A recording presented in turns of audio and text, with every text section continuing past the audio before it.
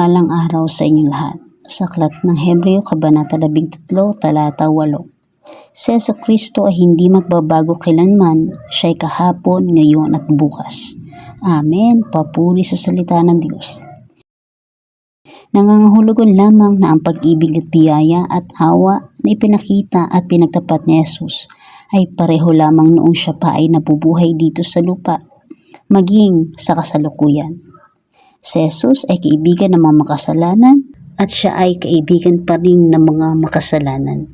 Hindi naman ibig sabihin o nangahulugan na ang pakikipagkaibigan ni Jesus sa makasalanan, siya ay sumasang-ayon sa kanilang maling gawa. At hindi rin ibig sabihin na masama ang Diyos dahil nakikihalubilo siya sa masama o nakikipagkaibigan. Kung hindi niya lalapitan ang makasalanan, paano may ipahahayag ang kaligtasan? Siya ay Diyos at hindi ito mababago. Hindi ito dahilan para mabago ang pagiging Diyos ng Diyos.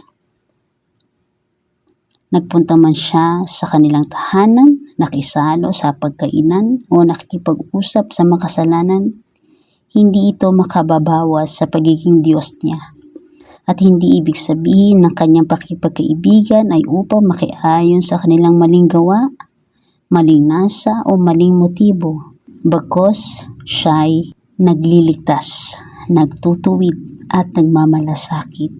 Kahit naman din ang mga himala, hiwaga at tanda, mga manifestation ng kapangyarihan ni Jesus na ipinakita niya noong siya pa ay nagkatawang tao sa lupa, ay ang kapangyarihan ding taglay natin sa pamagitan ng kaniyang pangalan. At si Jesus ang ating sinasampalatayanan. Kung siya mismo ay nakagagawa ng mga kababalaghan noon sa pamagitan ng kanyang pananalig, magagawa din natin ito kahit sa kasalukuyan at panahon natin ngayon. Wala si Jesus in physical form, but through our faith in Him, we have the power to heal, drive out demons, and overcome the power of darkness.